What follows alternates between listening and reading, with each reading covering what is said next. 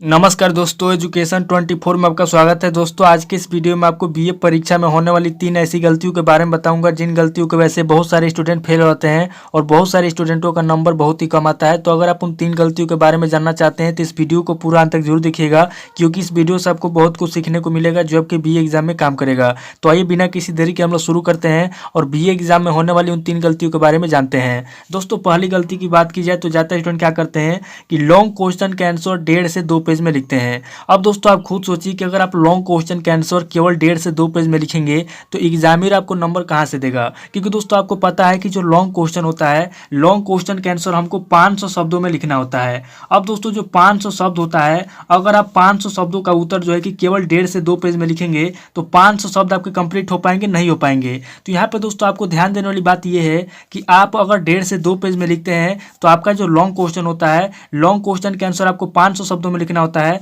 और ये जो 500 शब्द होते हैं, अगर आप 1.5 से 2 पेज में लिखेंगे तो 500 शब्द कंप्लीट नहीं होंगे। तो इसलिए दोस्तों अगर आप 500 शब्दों को केवल 1.5 से 2 पेज में लिखने का प्रयास करते हैं, इसीलिए दोस्तों एग्जामिनर द्वारा क्या किया जाता है, आपका नंबर काटा जाता है। इसलिए दोस्तों एग्जाम में आपको क्या करना है कि जो लॉन्ग क्वेश्चन होता है, लॉन्ग क्वेश्चन के आंसर आपको कम से कम 3 पेज में लिखना है और अधिक से अधिक आपको 4 पेज में लिखना है। यानी कि जो लॉन्ग क्वेश्चन होता है जिसके आंसर आपको 500 शब्दों में लिखना होता है, अगर आप 500 शब्दों को 3 पेज में लिखेंगे और 4 पेज में लिखेंगे तो ही आपका जो है कि आंसर कंप्लीट होगा। अन्यथा अगर आप लॉन्ग क्वेश्चन के आंसर 1.5 से 2 पेज में लिखने का प्रयास करेंगे तो यहाँ पर दोस्तों आपके 500 शब्द जो है 1.5 से 2 पेज में नहीं आएंगे, क्योंकि दोस्तों 1.5 से 2 पेज में जो शॉर्ट क्वेश्चन होता है, शॉर्ट क्वेश्चन के आंसर आपको 1.5 से 2 पेज में लिखना चाहिए। क्योंकि जो शॉर्ट क्वेश्चन होता है इसका आंसर आपको पता होगा, इसका आंसर आपको 200 शब्दों में लिखना होता है। और ये दोस्तों 200 शब्द आपके कितने पेज में कंप्लीट होंगे, 200 शब्द आपके 1.5 से 2 पेज में कंप्लीट होंगे। तो यहाँ पर दोस्तों आपको ध्यान देने वाली बात यह है कि जो लॉन्ग क्वेश्चन होता है, लॉन्ग क्वेश्चन के आंसर आपको हमेशा 3 पेज में लिखना है, कम से कम बता रहा हूं मैं। क्योंकि जो लॉन्ग क्वेश्चन होता है, आपको पता है कि जो लॉन्ग क्वेश्चन होता है, लॉन्ग क्वेश्चन दोस्तों एक लॉन्ग क्वेश्चन आपका 10 नंबर, 15 नंबर, 20 नंबर का होता है, इससे कम नंबर का नहीं होता है। अब दोस्तों 15 से 20 नंबर का क्वेश्चन अगर आप केवल 1.5 से 2 पेज में लिखेंगे तो एग्जामिनर आपको नंबर कहां से देंगे, नहीं देंगे। तो इसलिए दोस्तों जो लॉन्ग क्वेश्चन होता है जिसका आंसर आपको 500 शब्दों में लिखना होता है, तो आपको क्या करना है कि एग्जाम में अगर आप लॉन्ग क्वेश्चन के आंसर लिख रहे हैं तो लॉन्ग क्वेश्चन के आंसर आपको कम से कम 3 पेज में लिखना है, कम से कम आपको 3 पेज में लिखना ही लिखना है। अगर आप 3 पेज से नीचे लिखेंगे तो आपका नंबर अवश्य कटेगा। प्रयास आपको ये करना है कि आप 3 पेज कम से कम लिखें और अधिक से अधिक आपको 4 पेज तक लिखना है। क्योंकि लॉन्ग क्वेश्चन का आंसर आप लिख रहे हैं, आप खुद सोचिए कि अगर आप 15 से 20 नंबर का क्वेश्चन अगर आप 1.5 पेज में लिखेंगे या फिर 2 पेज में लिखेंगे तो आपका 500 शब्द कंप्लीट नहीं होगा। और जब 500 शब्द कंप्लीट नहीं होगा तो एग्जामिनर आपको नंबर कहां से देगा। तो यहाँ पर दोस्तों बहुत सारे लोग पहली गलती को करते हैं, जल्दीबाजी में क्या करते हैं कि लॉन्ग क्वेश्चन के आंसर दोस्तों वो तो पेज को गिनते नहीं है, शब्दों को काउंट नहीं करते हैं। तो यहाँ पर दोस्तों शब्दों को कोई भी काउंट नहीं करता है। यहाँ पर दोस्तों एक अनुमान लगाया जा सकता है कि जो आपका 500 शब्द है, 500 शब्द दोस्तों आपके कम से कम 3 से 4 पेज में ही कंप्लीट होंगे, 1.5 से 2 पेज में नहीं होंगे। तो यहाँ पर दोस्तों ध्यान देना है कि जो लॉन्ग क्वेश्चन होता है, लॉन्ग क्वेश्चन के आंसर आपको न तो 1.5 पेज में लिखना है, नहीं आपको 2 पेज में लिखना है। लॉन्ग क्वेश्चन के आंसर आपको हमेशा 3 से 4 पेज में ही लिखना है। तो यहाँ पर दोस्तों आपको पहली गलती कभी भी नहीं करना है, वरना अगर आप पहली गलती को करेंगे तो एग्जामिनर द्वारा आपका नंबर अवश्य कटा जाएगा। अब दोस्तों दूसरी गलती की बात की जाए तो यहाँ पर दोस्तों दूसरी गलती क्या करते हैं ज्यादातर लोग एग्जाम में कि जो लॉन्ग क्वेश्चन होता है और जो शॉर्ट क्वेश्चन होता है दोनों को एक जैसा लिखते हैं। दोस्तों एग्जाम में बहुत सारे लोग क्या करते हैं कि जो लॉन्ग क्वेश्चन होता है और जो शॉर्ट क्वेश्चन होता है, दोनों क्वेश्चन के आंसर यानी कि जो दीर्घ उत्तरीय प्रश्न होता है और जो लघु उत्तरीय प्रश्न होता है, दोनों प्रश्नों का उत्तर सेम लिखते हैं। अब दोस्तों सेम लिखने से मेरा मतलब क्या है, सेम लिखने से मेरा मतलब है कि लॉन्ग क्वेश्चन के आंसर अगर वो 2 पेज में लिखते हैं तो शॉर्ट क्वेश्चन के आंसर भी 2 पेज में लिखते हैं। अगर वो लॉन्ग क्वेश्चन के आंसर जो है कि 8 हेडिंग में लिखते हैं तो शॉर्ट क्वेश्चन के आंसर भी क्या करते हैं, 8 हेडिंग में लिखते हैं। तो यहाँ पर दोस्तों अगर आप लॉन्ग क्वेश्चन शॉर्ट क्वेश्चन दोनों के आंसर सेम लिखेंगे और इन दोनों में कोई अंतर नहीं रहेगा तो यहाँ पे दोस्तों एग्जामिनर आपको नंबर कहां से देगा, नहीं देगा।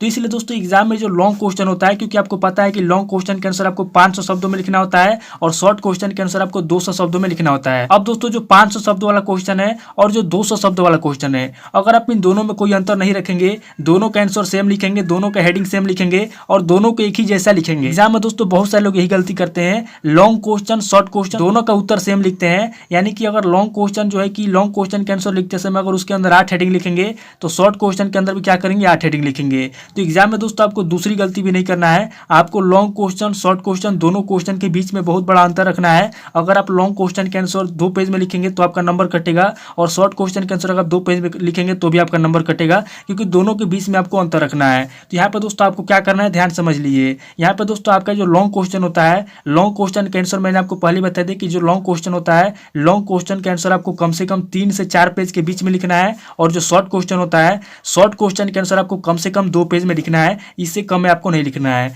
यहाँ पे दोस्तों जब आप लॉन्ग क्वेश्चन का शॉर्ट क्वेश्चन के आंसर लिखते हैं तो एक बात को हमेशा याद कर लीजिए कि जो लॉन्ग क्वेश्चन होता है उसके अंदर आपको 500 शब्दों का लिखने का निर्देश दिया जाता है, और जो दो शॉर्ट क्वेश्चन होता है, शॉर्ट क्वेश्चन के आंसर आपको 200 शब्दों में लिखने का निर्देश दिया होता है। तो यहाँ पर दोस्तों सबसे पहले आप निर्देशों को पढ़िए, और निर्देशों को पढ़ने के बाद ही शॉर्ट क्वेश्चन लॉन्ग क्वेश्चन के आंसर लिखिए, अन्यथा आपका नंबर अवश्य कटा जाएगा। तो यहाँ पर दोस्तों दूसरी गलती को भी आपको नहीं करना है, लॉन्ग क्वेश्चन शॉर्ट क्वेश्चन दोनों में अंतर रखना है, दोनों को सेम नहीं लिखना है। अब दोस्तों आगे बढ़ते हैं, तीसरी गलती की बात करते हैं। तो यहाँ पर दोस्तों ज्यादातर लोग तीसरी गलती क्या करते हैं कि एग्जाम में जब लिखते हैं तो लिखते समय शब्द गलत होने पर क्या करते हैं, काटपीट करते हैं, और गलतियों को छुपाने के लिए व्हाइटनर का प्रयोग करते हैं। दोस्तों एग्जाम में ये गलती बहुत सारे लोग करते हैं, और लगभग सभी लोग करते हैं, क्योंकि दोस्तों एग्जाम में हर किसी से कुछ ना कुछ गलती होती है। क्योंकि दोस्तों बीए एग्जाम में 8-10 पेज नहीं लिखना होता है, बीए एग्जाम आपको कम से कम 25 से 30 पेज लिखना होता है। और दोस्तों 25 से 30 पेज जब आप लिखेंगे तो वहां पे दोस्तों आपसे कोई ना कोई शब्द गलत होगा। तो यहाँ पे दोस्तों ज्यादातर लोग क्या करते हैं कि शब्द गलत होने पे काटपीट करते हैं, और गलतियों को छुपाने के लिए व्हाइटनर का प्रयोग करते हैं। अब दोस्तों किसी भी शब्द के गलत होने पे अगर आप काटपीट करेंगे, या फिर वहां पे अगर आप व्हाइटनर का प्रयोग करेंगे, तो यहाँ पे दोस्तों आपके जो शब्द होंगे पूरे कॉपी के अंदर हाईलाइट हो जाएंगे, और इससे आपकी राइटिंग भी खराब होगी। जैसे दोस्तों यहाँ पे मैं आपको दिखा रहा हूँ, ध्यान से देखिएगा कि अगर आप काटपीट करते हैं तो उससे क्या फर्क पड़ता है। यहाँ पे दोस्तों आप देखिए तीसरी गलती को, यहाँ पे दोस्तों आप देख सकते हैं कि यहाँ पे दोस्तों शब्दों के गलत होने पे काटपीट किया गया है, और यहाँ पे दोस्तों गलतियों को छुपाने के लिए व्हाइटनर का भी प्रयोग किया गया है। तो एग्जाम में दोस्तों अगर आप इस तरीके से शब्दों को काटपीट करते हैं, या फिर गलतियों को छुपाने के लिए अगर व्हाइटनर का प्रयोग करते हैं, तो इससे क्या होगा कि सबसे पहले तो आपकी राइटिंग खराब होगी, क्योंकि यहाँ पे साफ साफ दिखेगा कि यहाँ पे ये गलती किया गया है। और जो कॉपी चेक करने वाले एग्जामिनर होते हैं, जब उनको दिखेगा कि यहाँ पे गलती किया गया है, तो इन गलतियों की वजह से आपका नंबर काटेंगे। तो यहाँ पर दोस्तों ज्यादातर लोग क्या करते हैं कि एग्जाम के अंदर मुझसे कोई शब्द गलत हो जाता है, तो इस तरीके से सबसे पहले क्या करेंगे, ये शब्द गलत हो गया, तो क्या करेंगे कि जो शब्द गलत होता है उसको इस तरीके से काटपीट करने लेंगे। और जब काटपीट करेंगे तो क्या होगा, ये जो शब्द है आपकी पूरी कॉपी के अंदर हाईलाइट हो जाएगा, यानी कि साफ साफ दिखने लगेगा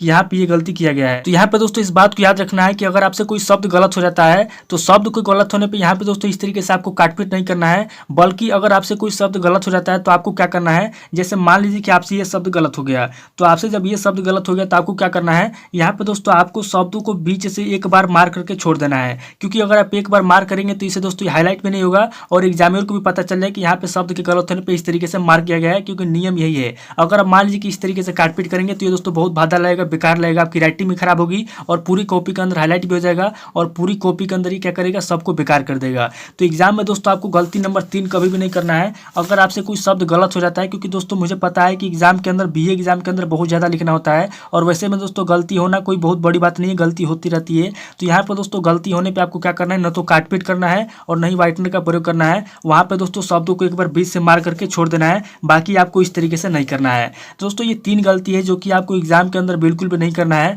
और मैंने जो आपको पहले बता दिया शॉर्ट क्वेश्चन लॉन्ग क्वेश्चन, उस बात को याद रखना है। जो लॉन्ग क्वेश्चन होता है उसका आंसर आपको 500 शब्दों में लिखना होता है, यानी कि उसका आंसर आपको 3 पेज में 4 पेज में लिखना है। और जो शॉर्ट क्वेश्चन होता है उसका आंसर आपको 2 पेज में लिखना है, क्योंकि उसका आंसर आपको 200 शब्दों में देना होता है। तो यहाँ पर दोस्तों हम लोगों ने तीनों गलतियों के बारे में जान लिया। एग्जाम में दोस्तों आपको इन तीनों गलतियों को कभी नहीं करना है। तो दोस्तों आज इस वीडियो को मैं ही स्किप करता हूँ, और मिलता है आपसे नेक्स्ट वीडियो में। अगर आपको वीडियो अच्छा लगा तो वीडियो को लाइक कीजिए, शेयर कीजिए, और कमेंट करके बताइए कि आपको नेक्स्ट वीडियो किस टॉपिक ऊपर चाहिए। थैंक यू दोस्तों।